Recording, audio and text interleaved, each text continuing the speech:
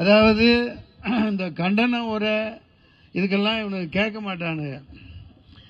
Cockroach ஒரு நீதிபதி நம்ம வரி பணத்தில் சம்பளம் வாங்கிட்டு கொளுத்து போய் உட்கார்ந்துருக்கிற ஒரு நீதிபதி படித்து வேலை இல்லாமல் இளைஞர்களை பார்த்து காக்ரோச்சு நீ ஒரு கரப்பாம்பூச்சி மாதிரி சுத்திட்டு இருக்கீங்க, உனக்கு எங்கடா நாட்டில்னு எவ்வளவு கொழுப்போடு ஆணவத்தோடு கேட்டாப்லையோ அதே கொழுப்பு ஆணவத்தோட இன்னைக்கு நேற்றுன்னு நினைக்கிறேன் நோ டைம் வீடியோ பார்க்க டைம் இல்லை.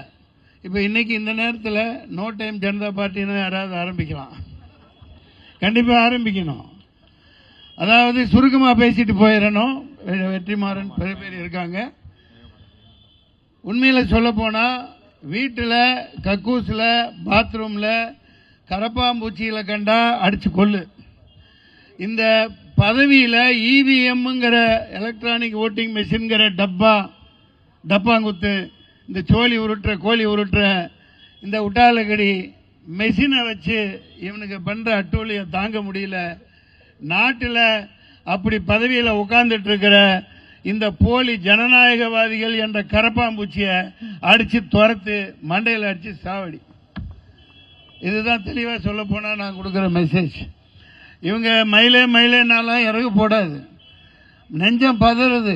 நூற்றுக்கணக்கான மாணவர்கள் அடிபட்டு மண்டையில் அடிபட்டு ஆணி அந்த கம்பில் ஆணி வச்சிருக்காங்க, அதில் பிடிச்சி கிழிக்கிறாங்க.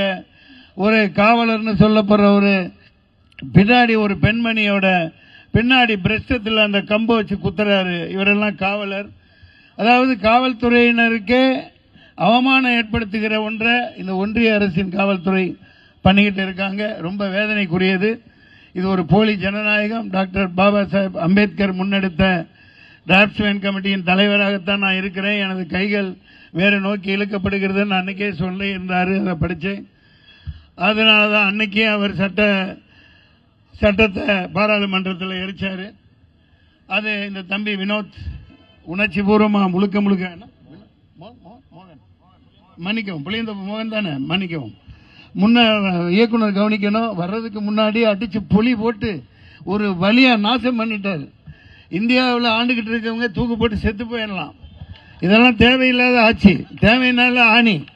மாண்புமிகு முதலமைச்சர் அவர்கள் இன்னைக்கு எல்லா பேப்பர்லையும் எல்லா இதுலையும் நீட்டு தூக்கப்பட வேண்டியதுன்னு போல்டா அறிக்கை கொடுத்திருக்கார்.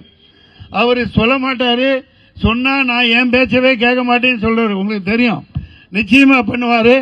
ஏண்டா போன மசோதா திமுக அரசு போட்ட மசோதா தூக்கி குப்பையில போட்டாங்க. நீட்டு அதாவது யாரையும் குறிப்பிட்டு சொல்றதுக்கு வரல, 10 வருஷம் ஆச்சு. இந்த தம்பி சொன்னார் பாருங்க, பாய் தொப்பி, நம்ம தொப்பினா தொப்பிவாலா பிரியாணிப்பா, தப்பா எடுத்துக்காதீங்கப்பா. அவர் பயங்கரமான புரட்சியாளர்ப்பா, என்னை விட அதிகமாக ஈடுபாடு உள்ளவர். 10 வருஷம் முன்னாடியே வந்து இங்க போராடி இருக்கேன் என் தங்கச்சி அனிதா செத்ததுக்காக. இன்னைக்கே 10 வருஷம் கழிச்சு போராடிக்கிட்டு இருக்குன்னா அந்த போராட்டத்துக்கு ஒரு ஒண்ணுமே இல்லையே. ஒரு மயிரை உனக்கு கண்டுக்க மாட்டேங்கிறானுங்கள. ஒரே வழி, இந்தியா முழுக்க இது பரவணும். அந்த அரசியல்வாதி காக்ரோச்சுகள் அந்த கரப்பாம்பூச்சிகள் அடிச்சு விரட்டப்படணும். முதலமைச்சர் அதுக்கான அதான் இந்த ரகசியம் நீட்டு ரகசியத்தை நிறைவேற்றினாரு. போன ஆட்சியில் ஒண்ணுமே நடக்கல. நீட்டை தூக்கியே ஆகணும். அது தேவையில்லாத ஆணி துண்டை கட்டிக்கிச்சு. இது போதும்னு நினைக்கிறேன். நேரம் குறைவா இருக்குது, பேசினா நிறைய பேசலாம். அதனால இதோட இந்த போராட்டங்களால் இவங்க வசிய மாட்டாங்க. இந்த போராட்டங்கள் நிறுத்தப்படவும் கூடாது. Until you resigns. ஏண்டா தர்மபிரதான் என்ன மந்திரி அவரு, கல்வி அமைச்சரா இல்ல? ஏன் கேக்குறேன்னா அவன் என்ன பொறக்கையிலேயே அந்த பதவியை ஒட்டிக்கிட்டாடா. பிறந்தா அம்மா வயிற்றுல பொறக்கையிலேயே தூக்கி எறிடா, இல்லாட்டி தூக்கி எறியப்படுவாய். 2 நாள் அவன் பதவி விலகணும், மோதிய பதவி விலகணும். ஜெய்பீம். நன்றி.